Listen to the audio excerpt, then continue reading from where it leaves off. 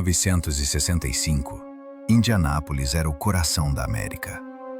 Uma cidade de valores familiares, de vizinhos que se conheciam pelo nome, de crianças que brincavam nas ruas até o anoitecer.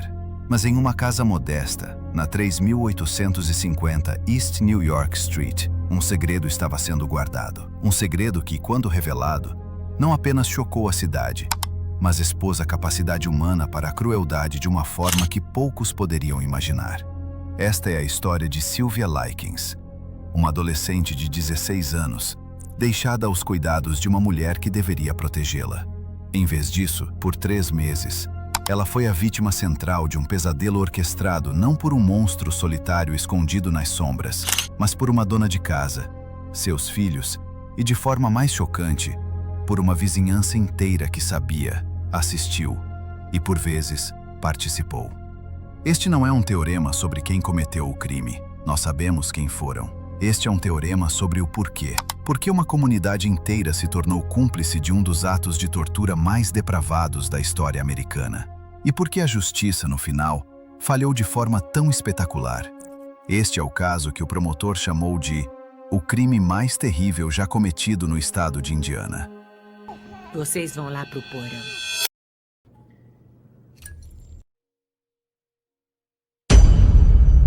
Para entender como Sylvia Likens acabou naquele porão, precisamos entender a vida de sua família. Seus pais, Lester e Betty Likens, eram trabalhadores de carnaval.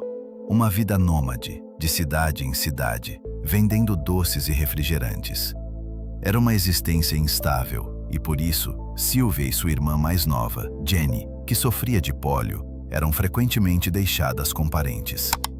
Em julho de 1965, após sua mãe ser presa por um pequeno furto, Lester Likens precisava de um lugar para deixar as filhas enquanto viajava com o circo. A solução veio na forma de Gertrude Baniszewski, a mãe de uma colega de escola das meninas. Gertrude, uma mulher de 36 anos, divorciada, asmática e mãe de 7 filhos, concordou em cuidar de Sylvia e Jenny por $20 por semana. O que parecia ser um porto seguro era, na verdade, a antessala do inferno. E o aluguel seria pago com a vida de uma adolescente. As primeiras semanas foram normais. As meninas ajudavam nas tarefas e iam à escola dominical. Mas quando o primeiro pagamento de $20 atrasou, Gertrude encontrou uma forma de punição. Uma forma que, a princípio, parecia ser apenas disciplina severa, mas que rapidamente se transformaria em um ritual de sadismo e ódio, alimentado por um ciúme doentio da beleza e da juventude de Sylvia. O abuso começou com espancamentos por ofensas triviais, mas Gertrude logo começou a focar sua raiva exclusivamente em Sylvia. Ela a acusava de roubar, de ser promíscua. Paula, a filha mais velha de Gertrude, grávida aos 17 anos, se juntou à mãe, talvez por ciúmes da atenção que Sylvia recebia. Juntas, elas transformaram a vida de Sylvia em um tormento diário. Sylvia era forçada a comer restos de comida do lixo. Foi queimada com cigarros mais de 150 vezes. Foi escaldada com água fervente. Mas a tortura física era apenas parte do horror. Gertrude e seus filhos a humilhavam psicologicamente, a forçavam a se despir, a inseriam objetos, gravando em sua pele palavras que refletiam as falsas acusações que criaram para justificar sua crueldade. O que torna este caso particularmente monstruoso não é apenas a crueldade de uma família, mas a sua transformação em um espetáculo comunitário. O porão da casa dos Baniszewski se tornou uma atração local. Crianças e adolescentes do bairro pagavam para assistir e, eventualmente, para participar da tortura. A maldade havia se tornado entretenimento. Onde estavam os adultos? Onde estavam os vizinhos, os professores, a polícia? A verdade é que todos sabiam, ou pelo menos suspeitavam fortemente. Vizinhos ouviam os gritos. Professores viam as marcas em Sylvia. A irmã mais velha de Sylvia, Diana, tentou visitá-la, mas foi impedida por Gertrude, que alegou ter permissão do pai para proibir as visitas. Jenny, a irmã mais nova, era testemunha silenciosa, forçada a assistir e, por vezes, a participar dos maus tratos à sua irmã, sob a ameaça de ser a próxima. O medo a paralisou. O medo paralisou a todos. A frase "não é da minha conta" se tornou a sentença de morte de Sylvia Likens. Ninguém interveio. Ninguém chamou a polícia. A comunidade, por ação ou omissão, se tornou cúmplice. Eu tinha medo e eu acho que eu fiz o que ela mandou, mas agora eu me arrependo.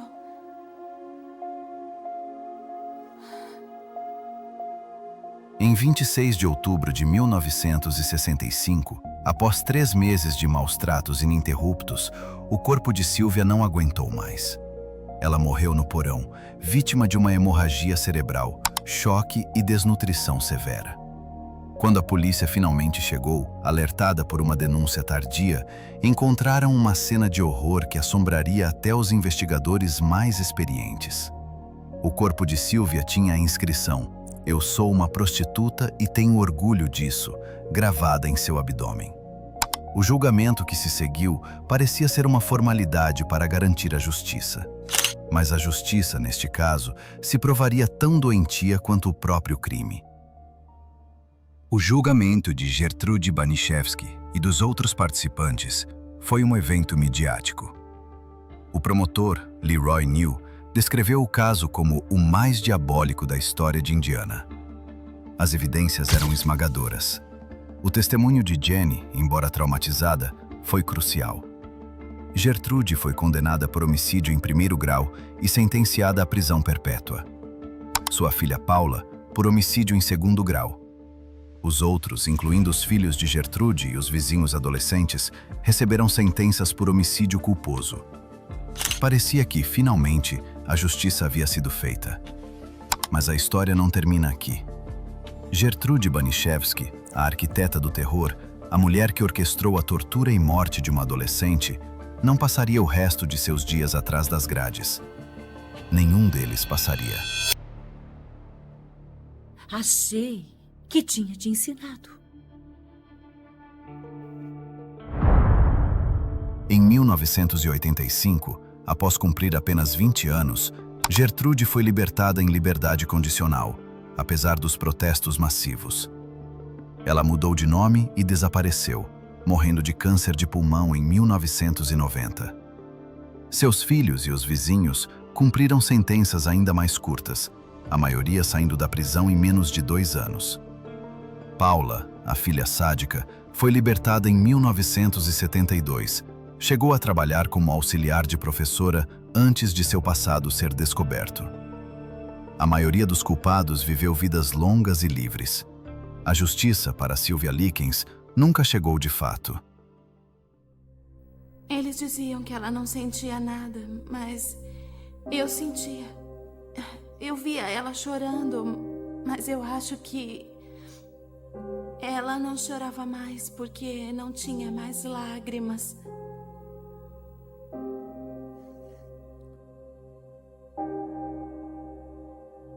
O caso de Sylvia Likens nos força a confrontar uma verdade desconfortável sobre a natureza humana.